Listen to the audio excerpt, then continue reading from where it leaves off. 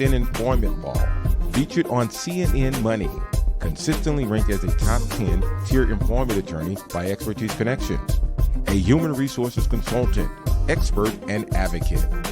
Informational, inspirational, and entertaining. One of the most talked about and progressive shows on social media. Legal Views with attorney Sheila R. Stewart.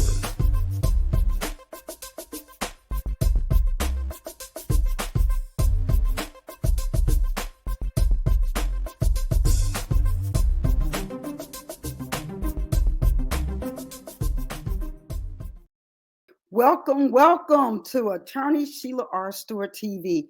We are so excited to have you with us on this Martin Luther King holiday. And we want to thank you for following us.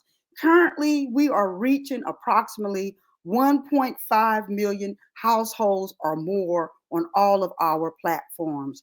Our shows are going across the globe. And when we first started here, we were only reaching just a few people here on Facebook. But since that time, we have been blessed and we're reaching people across the globe. And it's all because of you that we are reaching this type of audience. Today, we want to do some reflection on where we are and where we need to go. How did we get here? And how do we get out of the situation that we're in? So you're saying, well, what's wrong with the situation that we're in? We have many people that are living in disenfranchised situations. So when you think about MLK Day, Martin Luther King Day, the great leader, one of the greatest leaders of the civil rights movement, where are we today? How can we go further than where we are today? So we're going to take a look at what's taking place today and how we can make things better. What can we do to make things better? So we're going to give you some information and some ideals on how to assist you with where we are today and where we need to go.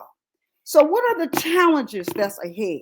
What are the social justice issues that we are facing across the United States of America?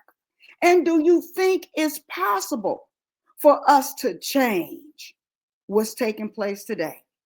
Now, one of my favorite quotes is also one of the favorite quotes or one of the most popular quotes of the late Dr. Martin Luther King. And that quote is, "Injustice anywhere is a threat to justice everywhere." Injustice anywhere is a threat to justice everywhere. So do we see injustice? So when you see a multiplicity of injustices, then you know there are a multiplicity of threats.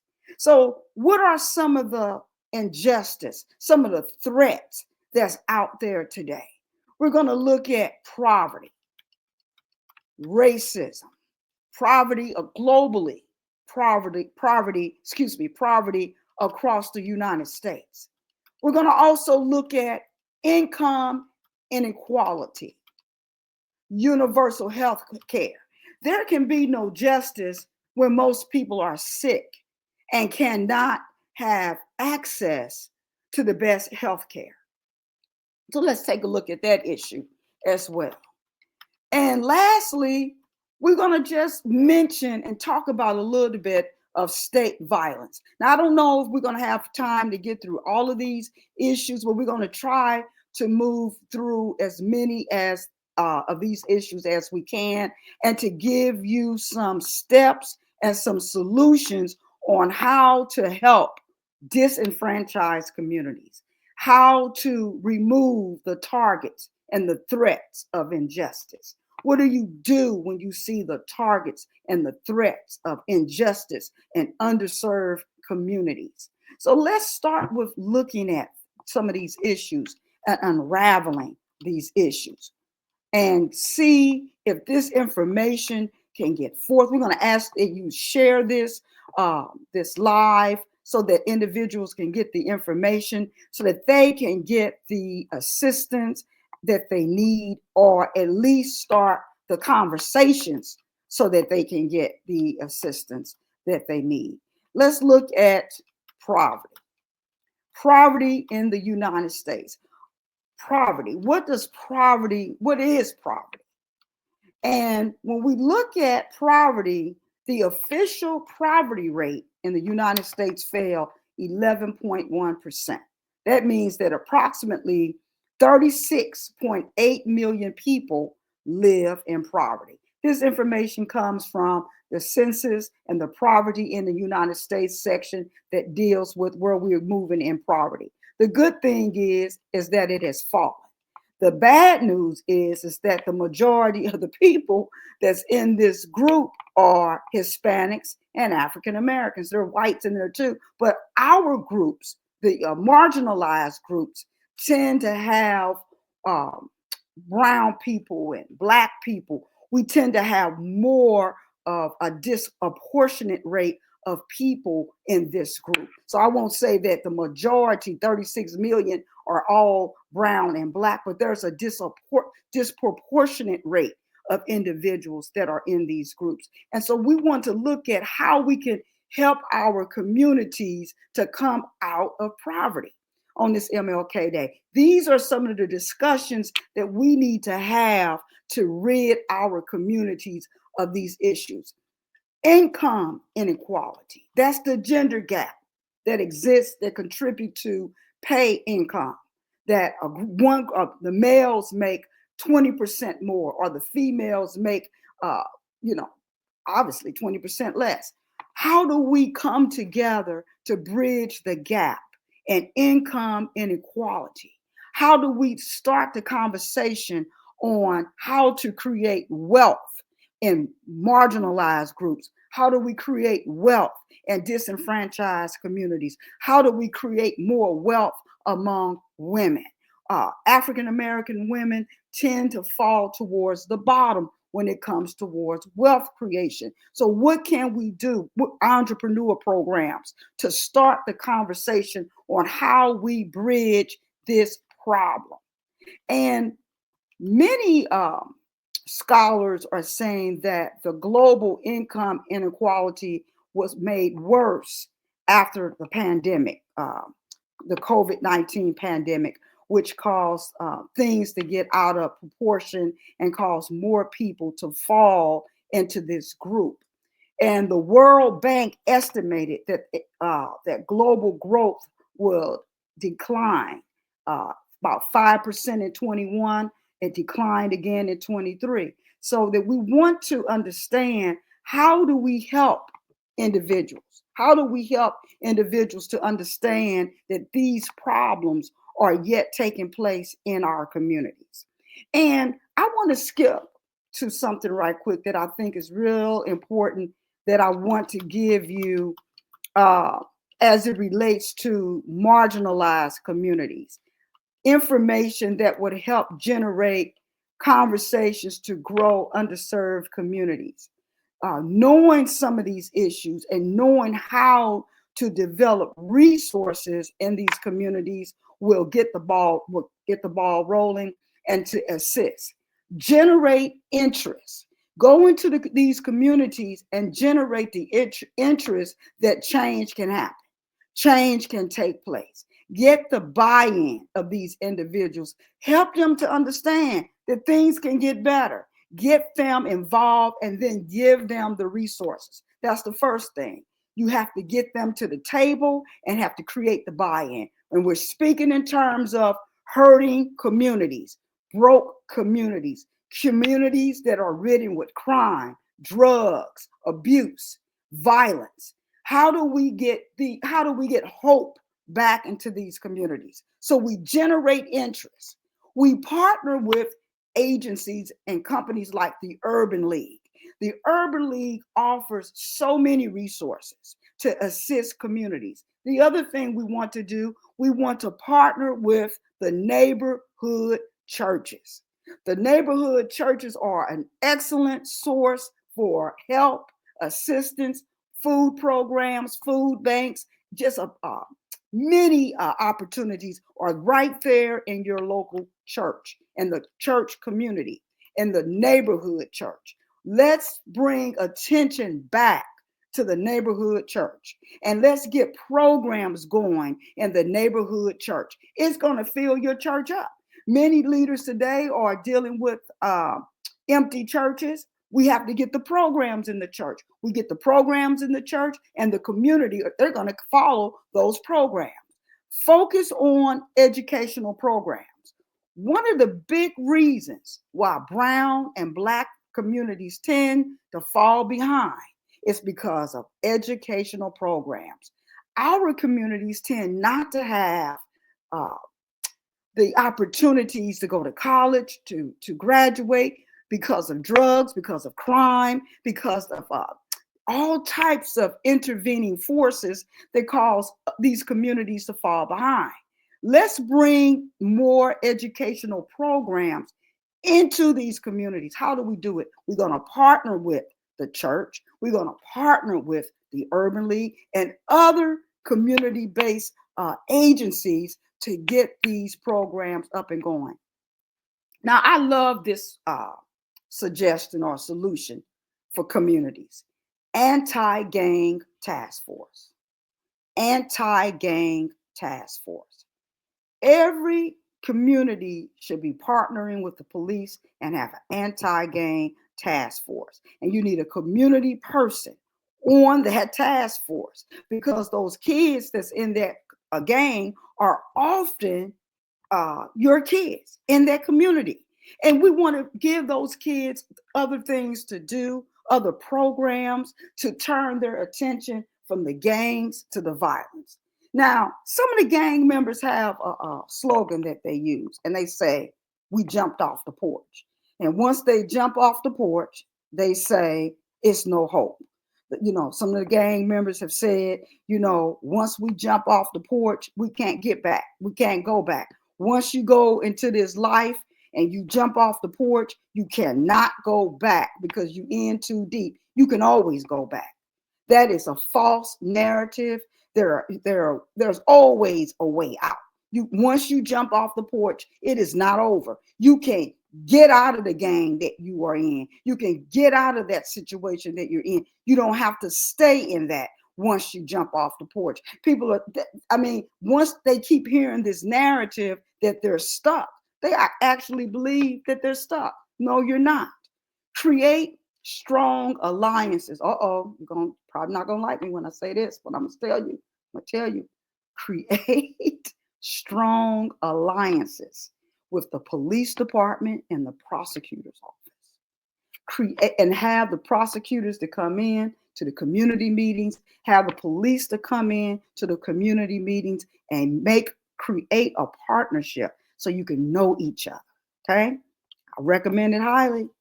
Have neighborhood programs that direct young people to after-school programs, sports. Sports is an excellent way to help individuals stay out of crime. It's an excellent way for individuals, young people, to get disciplined and to get off the streets and to be involved in something. To get involved in something constructive. Develop corporate sponsors. Well, how are we going to develop corporate sponsors? Through block units. Block units is a way to keep a rough neighborhood intact, a strong block unit. So if you have a strong block unit, you can develop corporate sponsors. You can direct young people into after-school programs, sports, and develop that anti-gang task force and teach young men and women that once you jump off the porch, it is not over. You can get in a program, you can do a GED program, you can go to school, complete your GED, graduate, go to college, get a trade, whatever it is you need to do. But once you get in that situation with the gangs, and it's a particular gang that I'm aiming at, a particular individual that I'm aiming at, once you get in, you can get out. You don't have to stay in. Okay, so I wanted to give you this information and recommendations for underserved communities. How do we help our underserved communities? We can have church, we can go to church, but we have to roll up our sleeves, go out into the community, do those partnerships, and help individuals. Now, let's look at state violence. State violence is a very, how can I say this? It's a touchy subject when you look at state violence. State violence is something that is affecting our communities. And when you look at state violence, people say, well, what is state violence? This is when you tend to have police brutality against a citizen of the state, a shooting, a beating, an individual that's stopped, and the stop turns into a scuffle. The scuffle turns into death. That is state violence.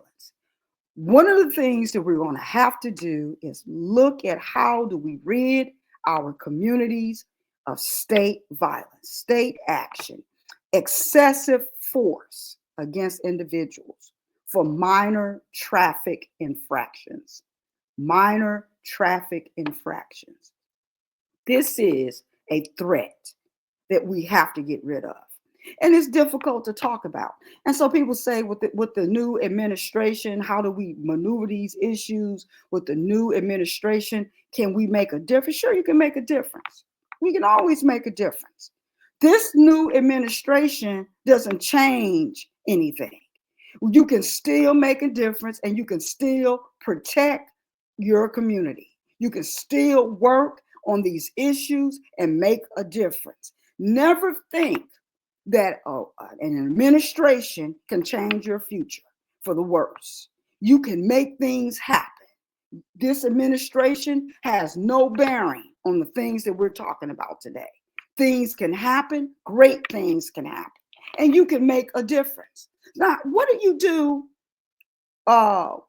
regarding racism? That's another big issue where we're seeing the threat of racism.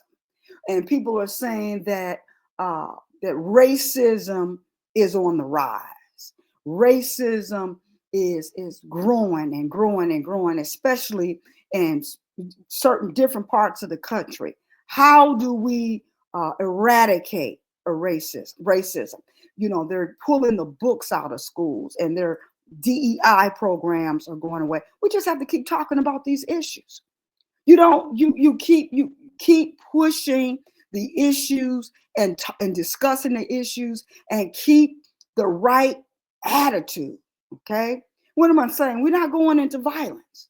We're not going to go into anything crazy, but we have to be heard, and you can't give up and believe that is over because of a new administration. It's not over.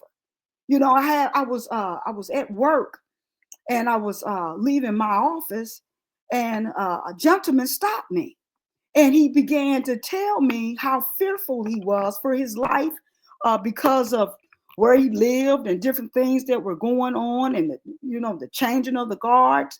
And we have to now educate our young people on resources that's available, so individuals will not believe the hype.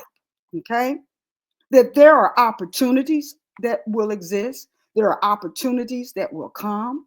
There's information out there for entrepreneurs. There's information out there for individuals who want to start a new business. We want individuals to keep the hope and to keep their vision going, and not to believe in a rhetoric that you cannot be successful in this climate.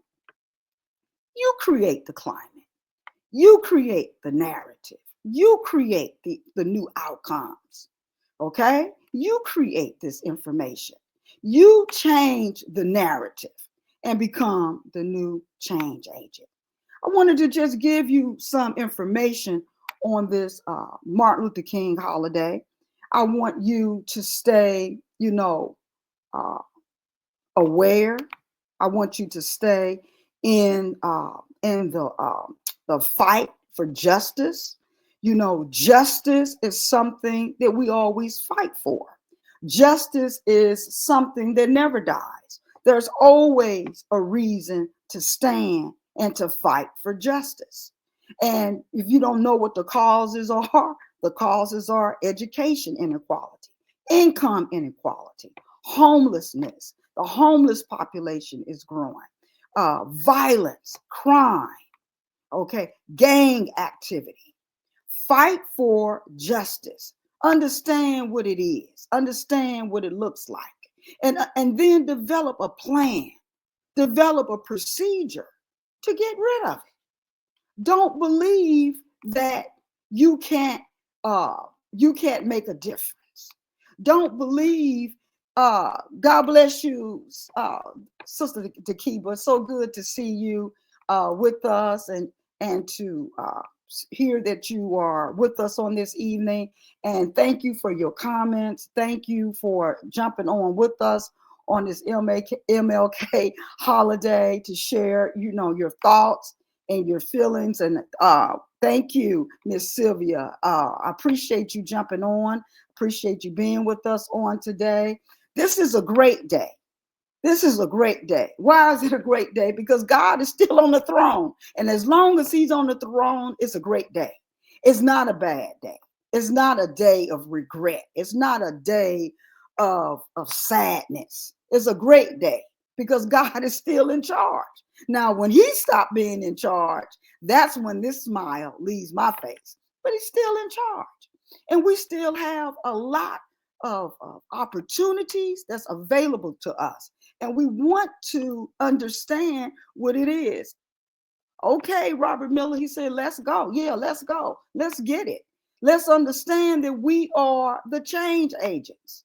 And let's understand that we're the ones that can make a difference. We're the ones that still have vision and thoughts and analysis and abilities, skills that we can use to help individuals that are in need. And I wanted to speak of another group of people that's often forgotten about, and that's the elderly and the handicapped. Elderly and the handicapped. Lots of times, elderly people and handicapped people get left behind. I want you in this new day and in this new season, remember those individuals and develop a plan to serve them. Develop a plan to serve them. That is one of the things that the late, great Dr. Martin Luther King was doing, the quintessential leader. What was he doing? He was always developing a plan to serve somebody that was hurting. He was always developing a plan to serve somebody that was in need. Okay? So as we come into this new season, you become the person to develop that plan to make a difference in the lives of others. Okay? And one of the last things I want to hit on is education, the power of education, the power of the book, the power of the pen, the power of writing, the power in that. Read, learn, get as much information as you can about whatever subject matter you need to know. In this new season, I want you to learn. I want you to read. I want you to get the information. Be well abreast on what's taking place. Know for yourself what's taking place. Know for yourself what's going on. Get the information. If you hear of a new policy, if you hear of a new an executive order that was signed, read it. Read it for yourself. Know how it can help you and know how it can hurt you. Get this information. And I want to wish you a great year. And it will be a great year for you because you're going to learn, you're going to read, you're going to develop a strategy for communities that are hurting. You're going to develop a strategy for marginalized communities, and you're going to get the work done to help those individuals. I want to thank you for tuning in to Attorney Sheila R. Stewart TV and being with us for this brief moment on today. I just wanted to come on for a brief moment to encourage you to stay aware. You know, they use the term analogy woke, stay woke. Well, stay mindful, stay prayerful, stay watchful, and know what's taking place. Know the policies, know the law, know the executive orders, know these bills or what's being passed, all of the legislation that's going to impact you and impact your community. You want to know this information. You don't want to sleep this. And you want to funnel negative energy into being positive and saying, how do I become a change agent in this season? Happy MLK Day, and thank you for tuning in to Attorney Sheila R. Stewart TV. Thank you and take care. Bye-bye.